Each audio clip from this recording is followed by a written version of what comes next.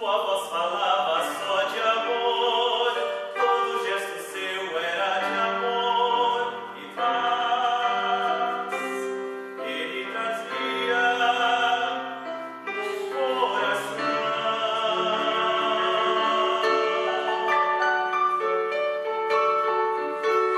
Ele pelos campos caminhou, subiu as montanhas e falou do amor maior.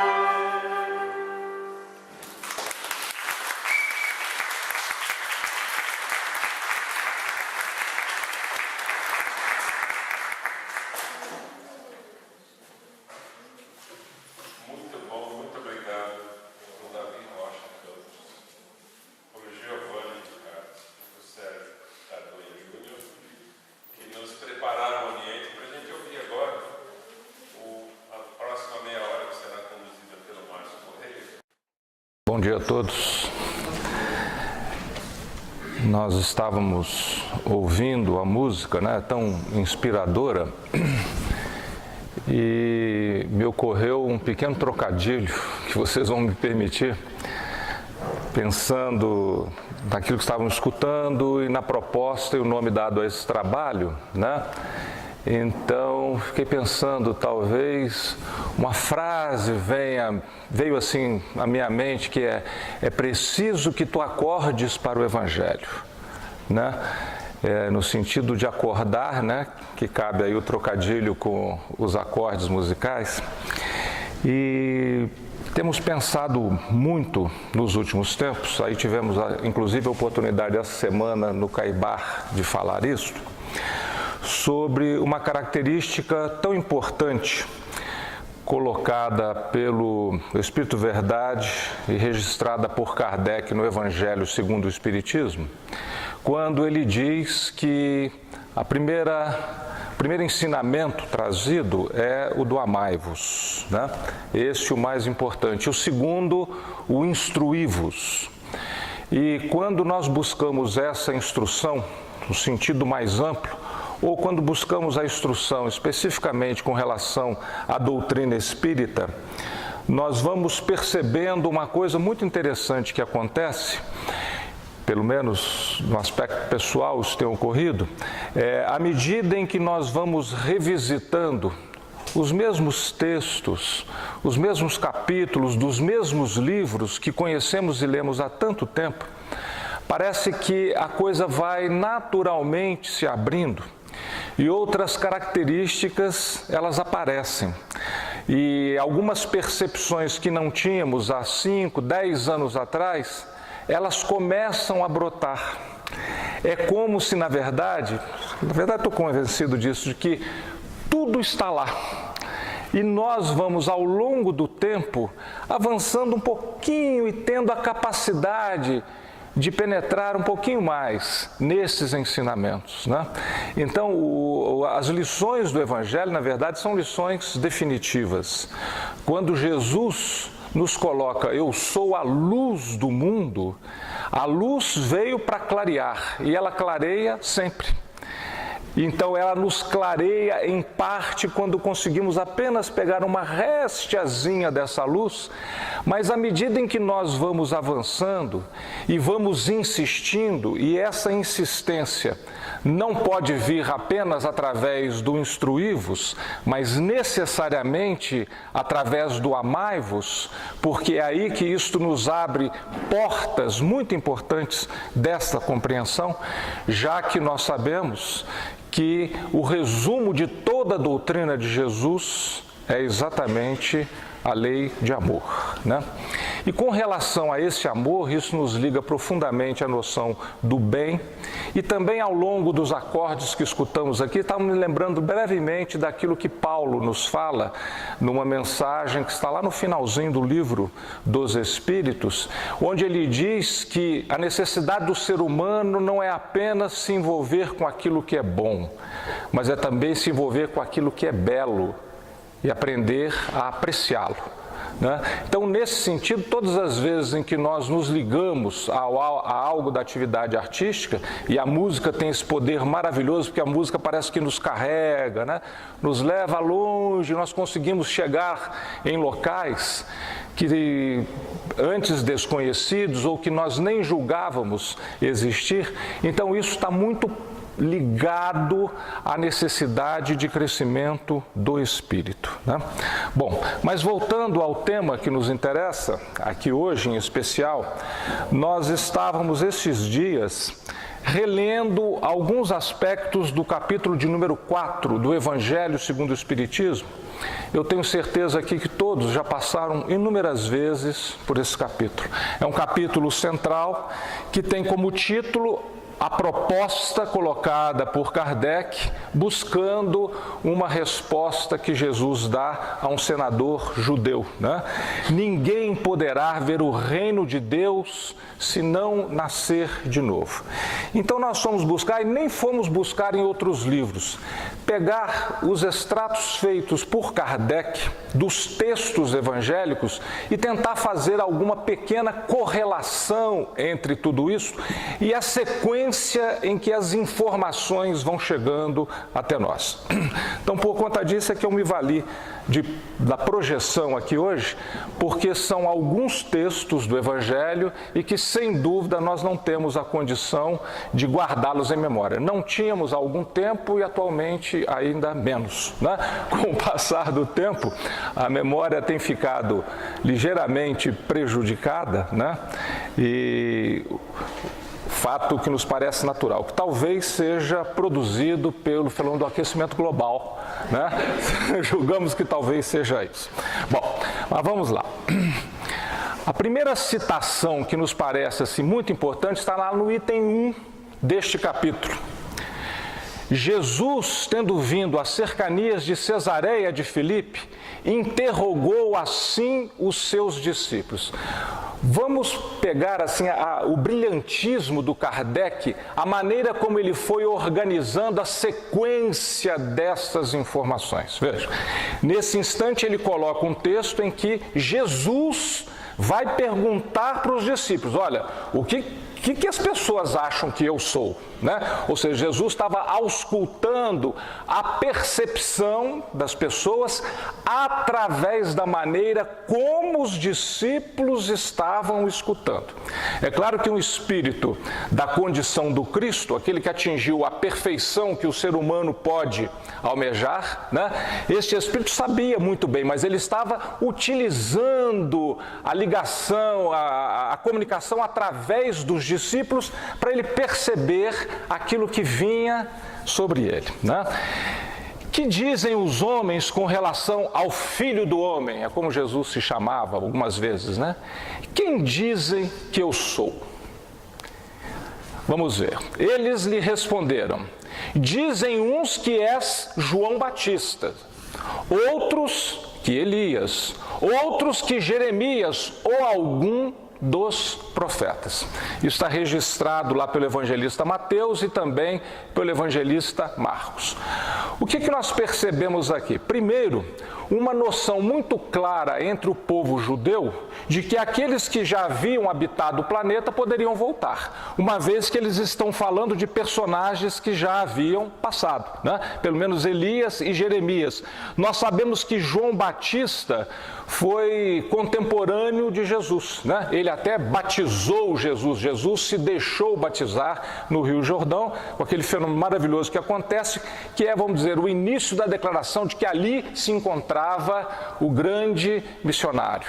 Ali se encontrava o Cordeiro de Deus que veio para produzir toda essa transformação no mundo, né? Então, a menos dessa visão do João Batista, que seria contemporâneo de Jesus, portanto não daria para ele voltar como Jesus, mas nós estamos falando de Elias, 9 séculos antes de Jesus, e Jeremias também, um dos profetas do povo judeu. Então, isso nos mostra claramente o seguinte, que a noção da possibilidade de uma volta ao corpo físico era algo comum, aceito, assumido lá entre o povo judeu, né? Vamos ver mais um. Aí Marcos e Lucas é que fazem esse registro.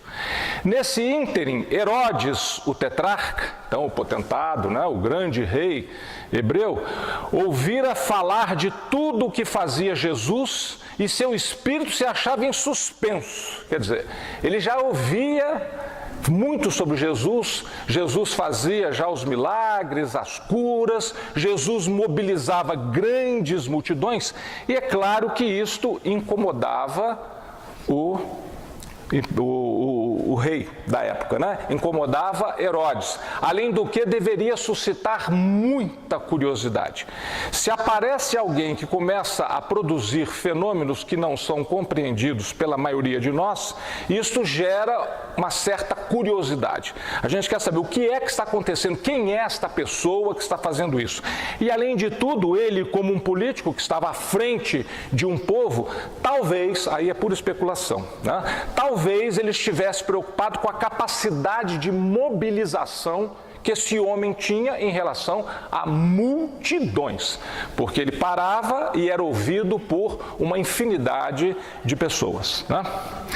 Porque uns diziam que João Batista ressuscitara dentre os mortos, outros que aparecera Elias e outros que um dos antigos profetas ressuscitara. Então veja, a noção de ressurreição é uma noção muito clara e perfeitamente assumida na cultura da época, né?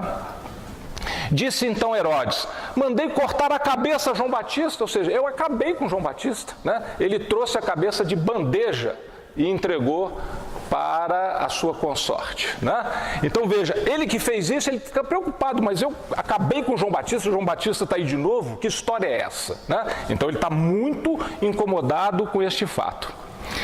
Quem é então este de quem ouço dizer tão grandes coisas?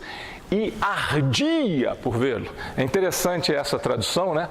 Você arde é quando você está com muita vontade, né? Então ele ardia por ver este que estava sendo visto como a possibilidade de um retorno de João Batista.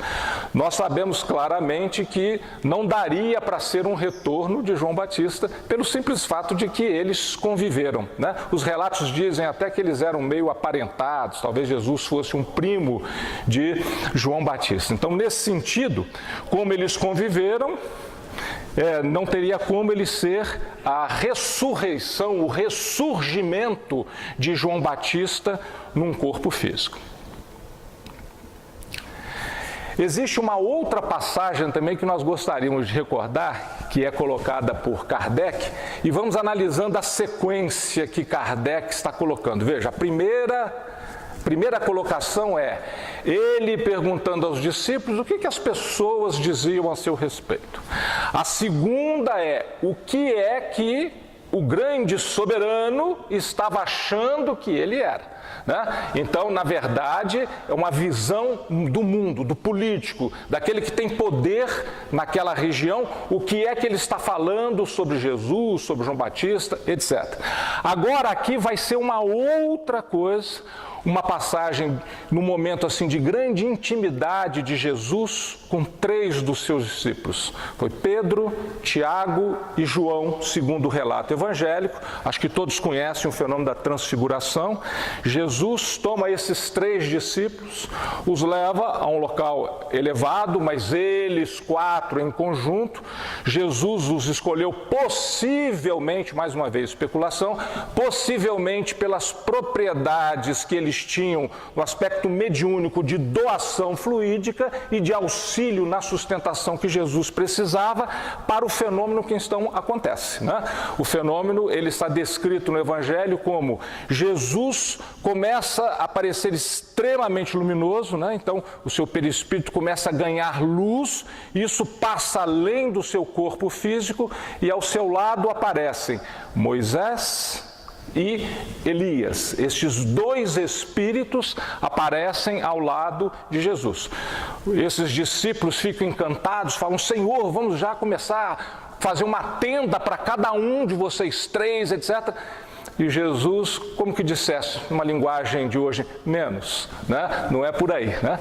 Mas veja, após a transfiguração, Jesus está conversando com os discípulos e vamos ver o que acontece. Seus discípulos então o interrogaram desta forma: por que dizem os escribas ser preciso que antes volte Elias? Então, era algo que já estava lá na cultura dos hebreus. Elias, o profeta de 9 séculos atrás, em algum instante vai voltar. Jesus lhes respondeu: é verdade que Elias há de vir e restabelecer todas as coisas. há de vir é futuro, tá certo? Então, claramente Jesus está falando, este Espírito que teve uma passagem aqui entre nós, foi conhecido como profeta Elias, um dia há de vir. E não é para fazer pouca coisa. Ele vem para restabelecer todas as coisas. Então, é uma missão de uma importância enorme, né? Mas vamos seguir no relato. Mas eu vos declaro que Elias já veio e eles não o conheceram e o trataram como lhes aprouve. Então, Jesus está falando, na verdade, de 3 encarnações desse Espírito. É Elias, uma outra possibilidade dele voltar e restabelecer todas as coisas, e mais, né? Ele já veio. Então, ele já veio, teve uma passagem e não foi reconhecido, né? Então, é bacana a gente ver essa sequência do trabalho desses Espíritos e a visão e toda a coordenação que, na verdade, o Cristo, governador do planeta, faz de todo esse processo, né? Ele, na verdade, que coordena e conduz. Tanto é que quando ele anuncia o Consolador, ele diz, olha, eu prometo, o Consolador virá, eu pedirei ao Pai e ele enviará em meu nome alguém para restabelecer todas as coisas, etc. Então ele está anunciando esta passagem. Bom, ele diz então que Elias veio, trataram do jeito que quiseram, né? É assim que farão sofrer o Filho do Homem. Então ele está dizendo, olha, alguém veio, passou por uma situação difícil e vão fazer isso comigo também, ou seja, vão me exterminar fisicamente no planeta. Então seus discípulos compreenderam que fora de João Batista que ele falara. Então, na visão dos discípulos, nesse instante, na visão dos discípulos de Pedro, Tiago e João, João Batista era a reencarnação de Elias. Essa é a compreensão que eles têm. No povo hebreu, entre o povo hebreu, já havia a noção de que Elias voltaria. Isso era fato normal, assumido, comum, conversas que aconteciam sempre.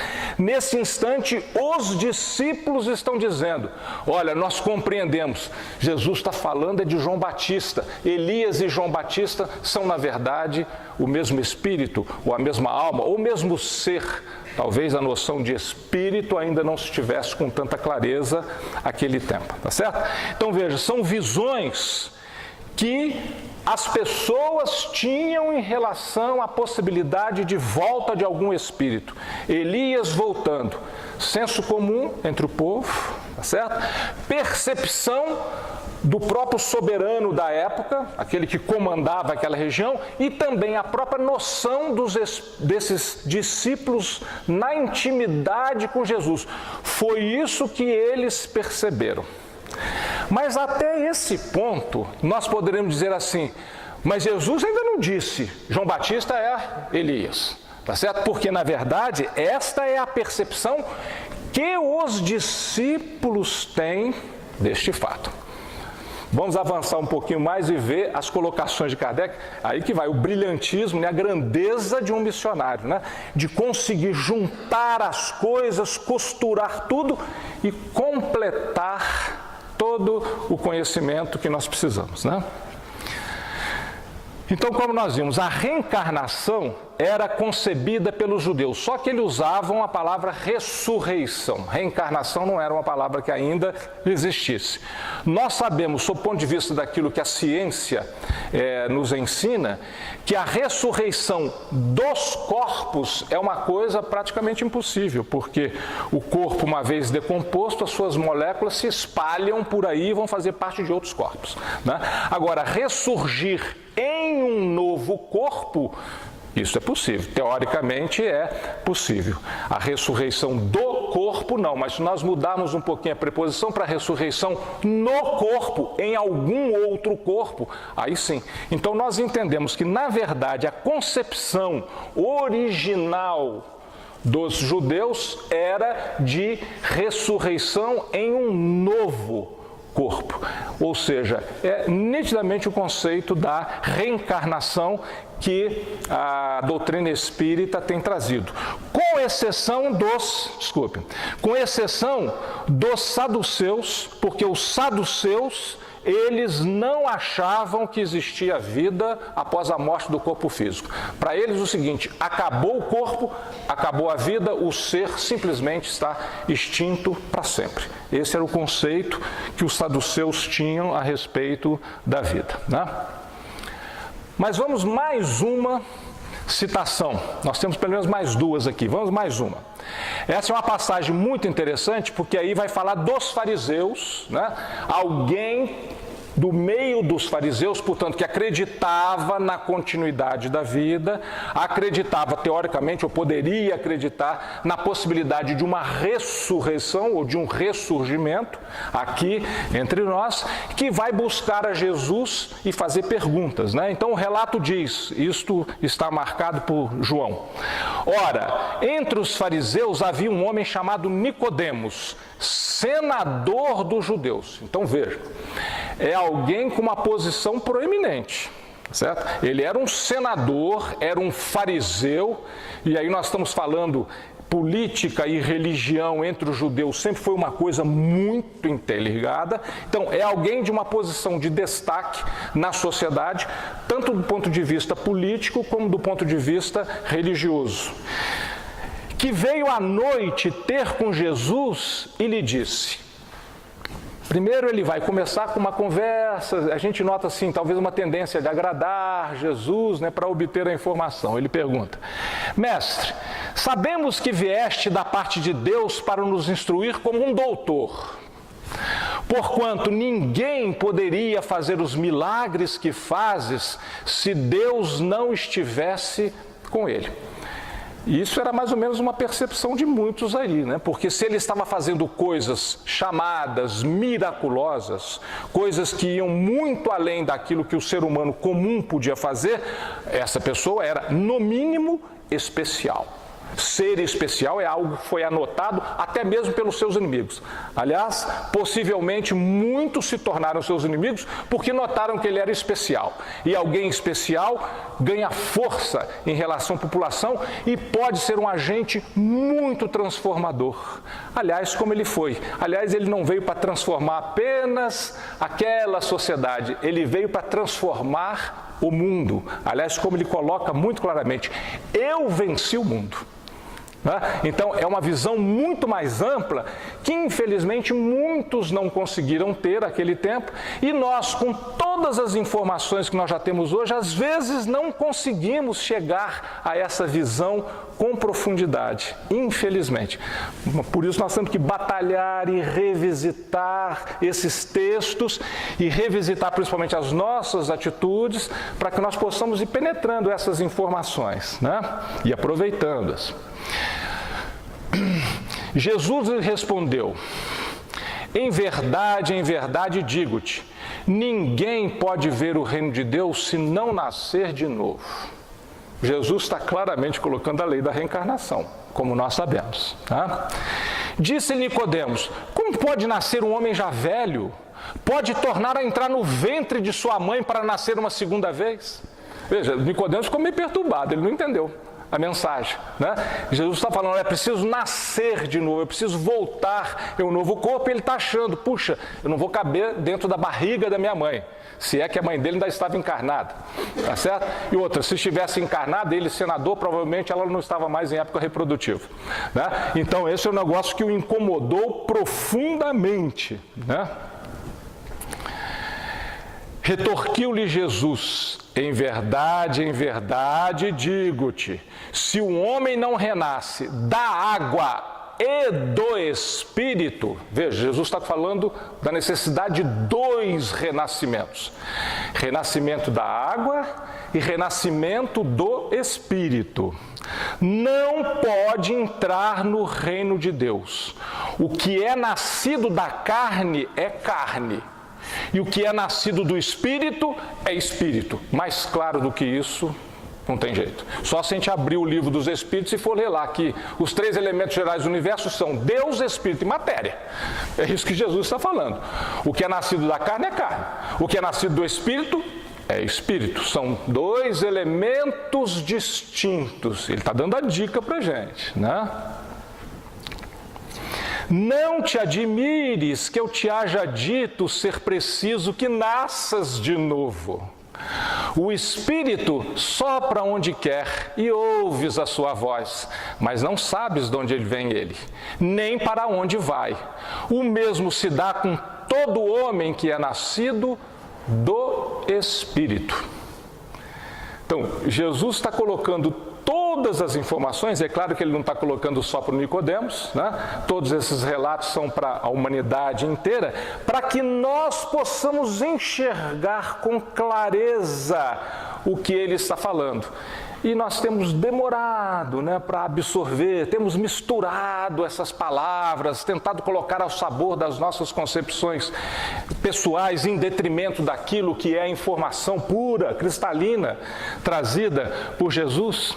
E aí Kardec nos lembra de algumas coisas muito importantes. Ele diz, a ideia de que os profetas podiam reviver na Terra, isso aparece em inúmeras passagens.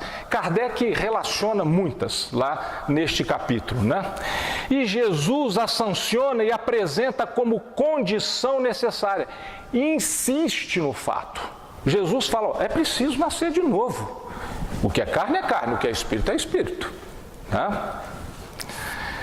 O texto primitivo diz, aquele que não renasce da água e do Espírito, que em algumas traduções ele foi alterado.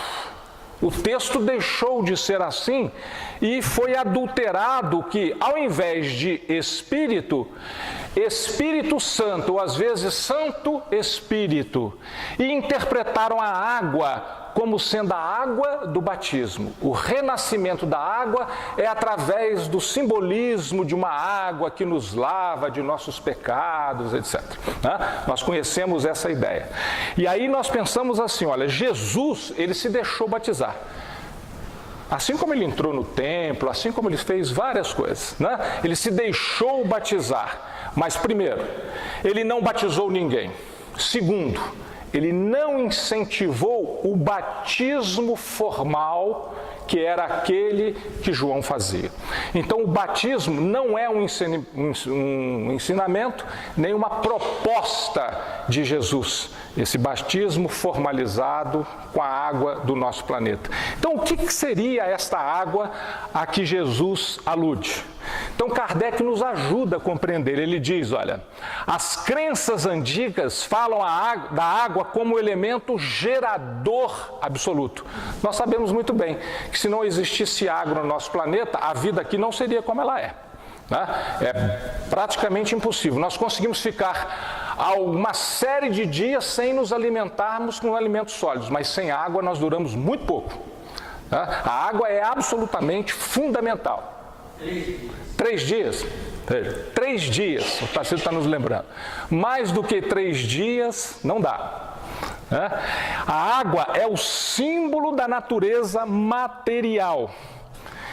Quando Jesus nos fala, se o homem não renasce da água e do Espírito, o que isso significa? Kardec explica, se o homem não renasce com o seu corpo e com a sua alma. Nós assumimos os novos corpos para que nós possamos ir melhorando e, entre aspas, limpando o nosso espírito, né? Jesus estabeleceu a distinção positiva entre espírito e corpo, dizendo, o que é nascido da carne é carne, o que é nascido do espírito é espírito. Isso aí está lá, não adianta, está lá colocado no Evangelho, são palavras de Jesus, né? E vamos lembrar só um pouquinho, no nosso processo, desde a fecundação, o ambiente reprodutor íntimo feminino está umedecido. É lançado nele o elemento masculino através de quê? Líquido, é água. Certo? Forma-se ali alguma coisa que está envolvido pelo líquido amniótico, é água. Quando vai acontecer o nascimento, estoura a bolsa, o que vaza? Vaza água. Quando nós nascemos, o nosso corpo, até hoje, ele tem o quê? Os biólogos falam em torno de 70% a 75% de quê? De água. Então, quando Jesus fala, é preciso renascer da água, ou seja, é preciso renascer o corpo. Isso aqui é 75% de água. É disso que Jesus está falando, utilizando o elemento gerador absoluto para nós compreendermos. Carne é carne, espírito é espírito. Um outro ponto importante lembrado por Kardec é este trecho que Jesus fala: o espírito sopra onde quer, ouve-lhes a voz, mas não sabes nem de onde ele vem, nem para onde ele vai. Veja, se o espírito ou alma, ou o que nós quisermos chamar do ser inteligente, fosse criado ao mesmo tempo que o corpo, nós saberíamos de onde veio. Veio de onde? Veio como um subproduto daquilo que os pais fizeram. O corpo, a gente sabe, foi assim, o corpo nasceu através da união dos pais. O espírito, se tivesse nascido ali, nós podemos dizer, é um subproduto da união do espírito do pai com o espírito da mãe. Mas não, ele já pré-existia, ele sopra de onde, para onde quiser, ele vem de lugares que nós não sabemos quais são. Se nós não sabemos, é porque ele já pré-existia. A gente não sabe também para onde ele vai, ou seja, ele vai continuar existindo. Na mensagem, eu diria até quase poética, né, que Jesus utiliza, esse pensamento está colocado com absoluta clareza, né? Mas vamos aí agora à última citação para nós pensarmos um pouquinho a respeito dela. Só recordando, na primeira citação, Jesus pergunta aos discípulos: o que as pessoas falam que eu sou? Na segunda, é a visão do poder político a respeito de Jesus. Na terceira, depois da transfiguração, é a percepção que os discípulos têm, né? A percepção que os discípulos têm sobre o que é que Jesus estava falando. Então, pelo que ele está falando, Elias e João Batista são a mesma coisa, o mesmo Espírito. Agora vamos ver o que Jesus faz nesta citação. Está lá em Mateus. Ora, desde o tempo de João Batista até o presente, nós poderíamos parar aqui. Certo? Desde o tempo de João Batista, mas Jesus conviveu com João Batista. Então ele falaria, nesse nosso tempo aqui, meu e de João Batista. Não, desde o tempo de João Batista, então ele está falando deste Espírito, está dando o nome de João Batista, mas deste Espírito em um outro momento, aquele tempo de João Batista, um tempo bem anterior. Então, desde o tempo de João Batista até o presente, o reino dos céus é tomado pela violência e são os violentos que o arrebatam. Infelizmente, ainda constatamos isso na história da humanidade, né? Infelizmente, ainda está sendo assim. Pois que assim o profetizaram todos os profetas, até João, e também a lei. Quer dizer, tudo que está na lei é para mostrar esse tipo de coisa. Se quiserdes compreender o que vos digo, aí Jesus vai ser explícito, né? Se quiseres compreender o que vos digo, ele mesmo é o Elias que há de vir. Ouça-o quem tiver ouvido de ouvir. Bom, mais claro que isso não tem para ser. Tá certo? Então veja, só rememorando. Primeiro, o que as pessoas achavam. Depois, o que o poder político achava. Depois, o que os discípulos achavam. Aqui não, aqui é o próprio Cristo dizendo, olha, João Batista é o Elias que há de vir. Tá certo? Então aqui, nessas palavras, está simplesmente sacramentada a ideia da reencarnação, que aliás, é uma ideia que acompanhou o cristianismo nascente por 5 séculos e meio. Foi num concílio de Constantinopla em 559, vai de memória com possibilidade de erro, tá? 559 depois de Cristo, que esta ideia foi abolida. Daqui a pouquinho a gente vai ver por que é que ela foi abolida. Qual foi a motivação para abolir o conceito da reencarnação na igreja primitiva. Uma coisa importante que nos parece ser também registrar essa possibilidade da volta futura deste Espírito, né? Na transfiguração, como apareceu lá Elias, ele diz, ele ainda há de vir. Então, certamente, e aí não vamos entrar nesse campo para especular quem seria, mas certamente este Espírito, que foi Elias e que foi João Batista, certamente esteve muito, mas muito ligado à chegada do Espiritismo ao planeta. Pode ter sido desencarnado, encarnado, especulações de que ele seria o Kardec ou de que ele seria o Espírito Verdade. Não, ele é um outro. Não vamos entrar nessa especulação, tá certo? Eu, pessoalmente, não tenho nem condições de fazê-lo, mas tenho condição, sim, de concluir com toda tranquilidade que este Espírito, sem dúvida, trabalhou na codificação, porque isso já estava anunciado.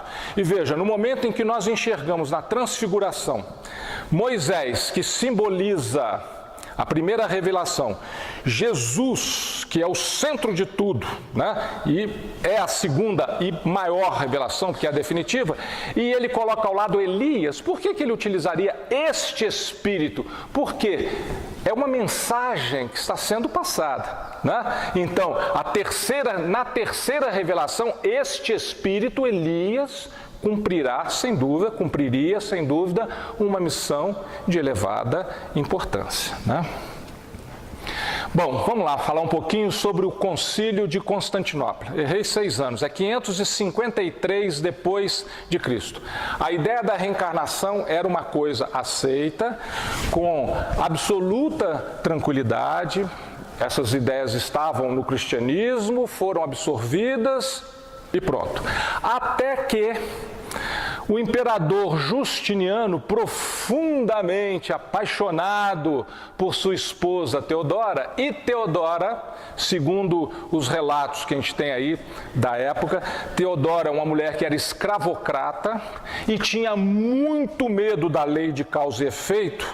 Pensando na possibilidade da reencarnação, ela pensou, imagina se eu voltar escrava, né? Nem pensar uma coisa dessa, seria para ela uma humilhação suprema. Então, através do envolvimento religioso, nós sabemos que a paixão é capaz disso, né? Através do envolvimento religioso, ela, para usar uma linguagem atual, ela fez a cabeça do Justiniano e neste concílio foi simplesmente abolida a ideia da reencarnação e resolveram adotar as antigas noções lá de trás, bem de antes de Jesus, as noções de inferno, de colocação definitiva da posição das pessoas depois que elas desencarnam, né? Seria a ideia de um inferno com penas eternas. Pensamento que já estava sendo deixado para trás, foi retomado para resolver um problema de alcova. A verdade é essa, tá certo? Então nós notamos o seguinte: este pensamento precisava ressurgir com muita força. Aí nós lembramos mais uma vez das palavras de Jesus, esse Consolador vai lembrar de todas as coisas que eu falei, né? E ainda vai ensinar outras. Né? Então aí vem o Consolador e traz, né, aquilo que nós escutamos há pouco, o Otacílio falar em palestra lá no núcleo, e traz a segunda palavra do alfabeto divino, que é exatamente a reencarnação tão necessária, tão presente nas nossas existências, né? Se nós pensarmos, então, nas 4 alternativas, já que falamos ali de inferno, as 4 alternativas para nós, depois de deixarmos o corpo físico, segundo os pensamentos, né, as ideias lançadas na humanidade, nós temos a primeira, que é o nada, a doutrina materialista. Né? Como os saduceus pensavam, acabou o corpo, acabou a vida, não existe mais nada. A segunda seria a doutrina panteísta, que é uma absorção num todo universal. O ser se dissolve num todo, faz parte desse todo. A terceira, que seria a individualidade, mas com fixação definitiva da sorte, é bonzinho, vai para o céu. É malzinho, vai para o inferno. É mais ou menos, aí foi uma criação posterior, acho que é do século VI depois de Cristo, vai para o purgatório, uma situação intermediária onde ainda vai dar para dar uma remediada, tá certo? Ainda vai dar para sair desta posição. E recentemente vimos assim com enorme satisfação o líder máximo da Igreja Católica, Francisco, declarar que inferno não existe. O que para muitos foi um alívio muito grande, né? Porque aqueles que acreditavam no inferno, fazendo o exame das suas consciências, talvez pensassem, puxa, eu acho que é para lá que eu vou. Mas eles têm que adorar o Papa Francisco, que foi quem declarou, olha, você não vai para lá, meu amigo. Né? Bom, mas continuando. A quarta possibilidade seria a individualidade, mas com progressão infinita, que é exatamente a colocação feita pela doutrina espírita. Então vamos dar uma olhadinha. Primeira e segunda possibilidades. Os laços de família se rompem. Eu tenho famílias, eu tenho mulher, tenho marido, tenho filhos, tenho primos, etc. Morri, acabou. Ou então me dissolvi no todo, acabou. Família não existe. Né? A terceira possibilidade, existe uma chance dos familiares se reencontrarem, desde que sigam para a mesma região. Se forem todos para o céu, todos para o inferno, todos para o purgatório, né? Então aí eles podem se ver. Se estiverem em posições distintas, essa comunicação não seria mais possível. E a quarta possibilidade, a possibilidade colocada pela doutrina espírita, é de pluralidade das existências, progresso gradativo, continuidade das relações entre os que se amavam e que se amam. Aqui sim está estabelecida a verdadeira noção de família. Aliás, com uma amplitude muito maior, né? Não apenas a família pelos laços de sangue, mas a família espiritual, a família que se estende, a família pela afinidade, pela busca de ideais comuns ou pelo apoio que um dá ao outro, né? Tudo isso. Então nós notamos claramente que esta quarta possibilidade, ela está perfeitamente de acordo com a ideia que nós fazemos de um Deus que é Deus de amor e de misericórdia. Né? Se é um Deus de amor, como é que ele vai colocar condições definitivas para que nós nunca mais encontremos aqueles que nós amamos, aqueles que nós queremos conosco? Não, nunca mais, esquece. Ele foi para o céu, você foi para o inferno, tchau. Acabou toda a possibilidade. Né? Então, essa quarta ideia, não, ela é perfeitamente coerente com a ideia da misericórdia de Deus. E aí Kardec nos deixa uma frase que é a seguinte, ele fala, olha, pela reencarnação no mesmo globo, quis ele está se referindo a Deus, que os mesmos espíritos, pondo-se novamente em contato, tivessem ensejo de reparar seus danos recíprocos. Então, não apenas nós vamos encontrando aqueles com quem já temos afinidade, que vamos colaborar, etc., mas aqueles que são nossos desafetos, para nós acertarmos essa questão. Como Jesus falou, né? Tem alguma coisa contra? Vai lá, aproveita enquanto estáis a caminho, ou seja, estando na mesma encarnação é mais fácil. Se não for nessa, será em alguma outra oportunidade que a vida nos dá para fazermos essa reparação. Né?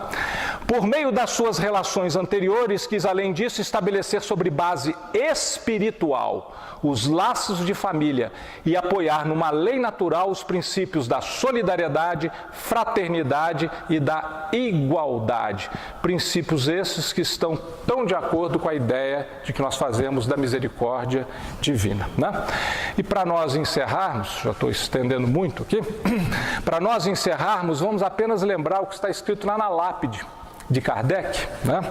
Lá no cemitério Père Lachaise, nós vamos encontrar aqui neste dolmen, né? Bem apropriado, né? Coisa lá dos druidas antigos, nós vamos encontrar o que está escrito na lápide de Kardec, que é uma frase que muitos acham que é de Kardec, parece que não, né? Ela é atribuída, tem textos do Goethe que lembram isso, tem de outros autores que lembram, mas não importa quem é o autor, certamente foi muito inspirado, e isto aqui resume para nós essa nossa ideia de estarmos sempre progredindo infinitamente com as bênçãos que a reencarnação nos oferece, que seria o nascer, morrer, renascer ainda e progredir sem cessar.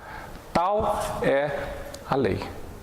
Então isso aqui, que aliás foi maravilhosamente fixado pelo Zé Henrique Martiniano, na música Lápide, não sei se todos aqui conhecem o CD Número Infinito, né? Do Portal Ser, o Zé Henrique fez todas as canções, 8 canções com base em poesias do Augusto dos Anjos, e a última é Lápide, que é quase um mantra, ele vai repetindo várias vezes com um coral, 4 vozes cantando, é uma coisa maravilhosa. Aqueles que não conhecem, por favor, procurem conhecer. Então, onde ele canta, nascer, morrer, renascer ainda e progredir sem cessar. Tal é a lei. Muito obrigado e um bom dia a todos.